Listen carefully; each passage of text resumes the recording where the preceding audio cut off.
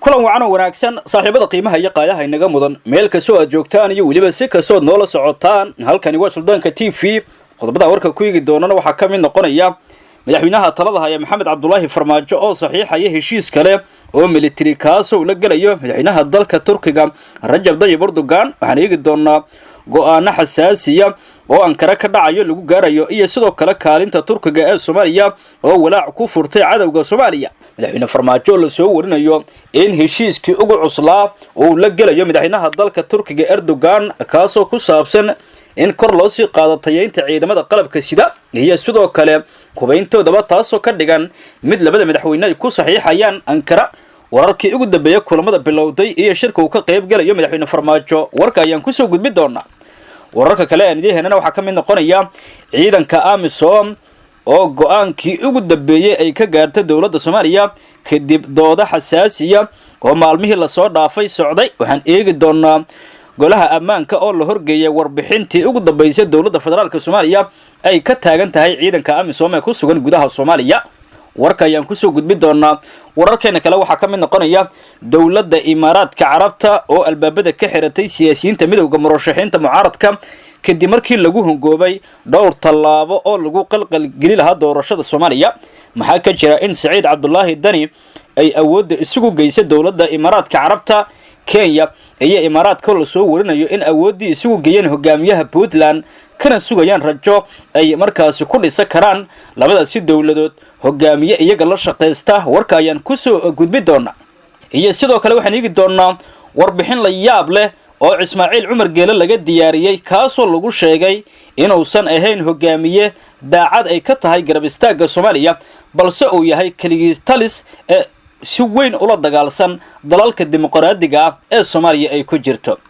saaxiibada qiimaha iyo qadarinta naga mudan halkani waa Suldaanka TV subscribe saaro Suldaanka TV si share garay oo muuqaaladan saaxiibada gaarsiisay kula daawadaan like ta naga iloobin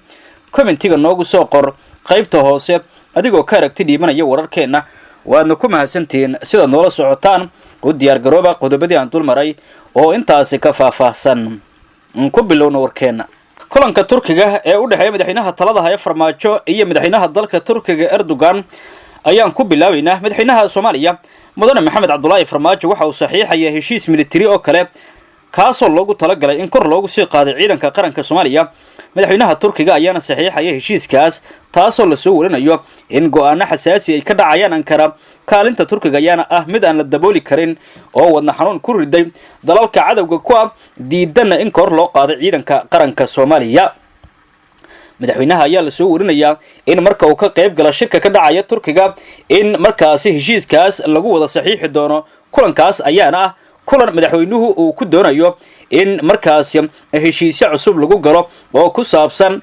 hubaynta ciidanka in Soomaaliya ay hesho maraakiib dagaal diyaarado daroona iyo sidoo kale hubka noocyadiisa kala duwan kaas oo laga soo saaro warshadaha Turkiga kaas oo qaybihiisa ugu horeeyay la soo gaarsiiyay Soomaaliya madaxweynaha Soomaaliya mudane Maxamed Cabdullaahi Maxamed iyo wafdi uu hogaaminayo oo markaas ku sugan dalkaasi Turkiga ayaa sidoo kale ka qayb galaya shirweynaha iskaashiga Turkiga iyo Afrika shirweynaha madashan oo socod doona muddada u dhaxaysa 17 ilaa 18 bishan waxa markaasi madaxda dalalka ku bahoobay ee madashan ururka midowga Afrika iyo maalgashadayaashaba iyo sidoo kale qubraha waxay ay kaga arrinsan doonaan mustaqbalka xiriirka labada dhinac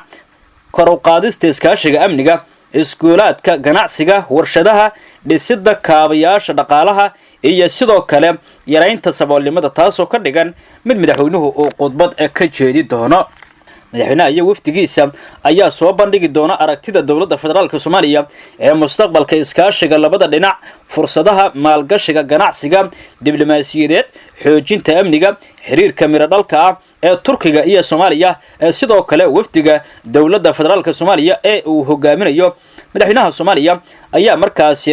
waxay magaalada Istanbul ay ku martigelinayaan sidayna xogta ku helnay shirar kale waxayna sidoo kale kulan doceedyo ay la yeelan doonaan madaxda ka soo qayb galaysa shirarkaas kuwaas oo la sheegay in durbaba ay socdaan kulamo gaargaar ah oo xilligan ka soconaya dalka Turkiga jamhuuriyadda federaalka Soomaaliya waxay markaasi udubdhaxaad u tahay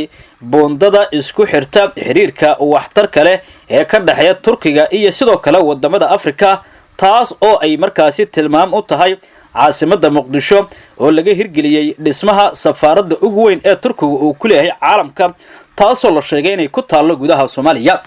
safaaradda Turkiga ee Muqdisho ayaa la sheegay inay tahay safaaradda ugu weyn ee Turkiga uu ku leeyahay caalamka. sidoo kale saldhigga Turkisom ee ku yaala Soomaaliya ayaa ah saldhigga ugu weyn ee military ee Turkiga uu ku leeyahay Soomaaliya, taasoo markaasi daboolka ka qaadaysa iskaashiga, xiriir wanaagga iyo sidoo kale wada shaqaynta ka dhaxaysa dalalka Turkiga iyo Soomaaliya. qodobadan kale ayaan eegaynaa. ciidanka AMISOM ayaa go'aankii ugu dambeeyay ka gaaray sida xogtu sheegayso. dawladda Soomaaliya ayaa gaartay kadib doodo xasaasi oo maalmihii la soo dhaafay socday, taasoo golaha ammaanka ee qaramada midoobay la horgeeyay warbixintii ugu dambeysay dawladda federaalka Soomaaliya ku aadan ka bixitaanka ciidanka AMISOM ee Soomaaliya. dawladda ayaana go'aansatay in mar kale aysan suuragal ahayn in la dhageysto warbixino kale oo lagu furfurayo go'aanka dawladda Soomaaliya iyo sidoo kale heshiiskan ee ku saabsan in ciidanka AMISOM aysan ku sii sugnaan Soomaaliya. warbixintan ugu dambeysay dawladda federaalka Soomaaliya ayaa ka dhigan in guud ahaanba AMISOM aysan waayahoodu aysan ku sii markaasi naga karin Soomaaliya, taasoo ka dhigan mid waayihii AMISOM la soo afjaray. warar kale waxay sheegayaan in warbixinta loo gudbiyo golaha ammaanka ee qaramada midoobay ay ka dhigan tahay go'aankii ugu dambeeyay dawladda federaalka Soomaaliya, iyadoo markaasi dhowr warbixin midowga Afrika ay ku soo celiyeen dawladda federaalka Soomaaliya, kaasoo ku doonayaan inay ku sii sugnaadaan ciidanka AMISOM ee Afrika gudaha Soomaaliya, taasoo ka dhigan mid dawladdu ay ka soo horjeedo. dhinaca kale dawladda Imaaraadka Carabta ayaa albaabada ka xiratay siyaasiyiinta mucaaradka kadib markii lagu hungoobay dhowr tallaabo oo lagu qalqalgelin lahaa doorashada dalka. wararka qaar ayaa sheegaya in Kenya iyo Imaaraadku ay markaasi awoodooda isugu geeyeen hogaamiyaha Puntland Saciid Cabdullaahi Dani, sida markaasi ayba sheegayaan diblomaasiyiin arrimaha geeska Afrika iyo sidoo kale dalalka Carabtaba oo wax badan ka qoray. waxay aaminsan yihiin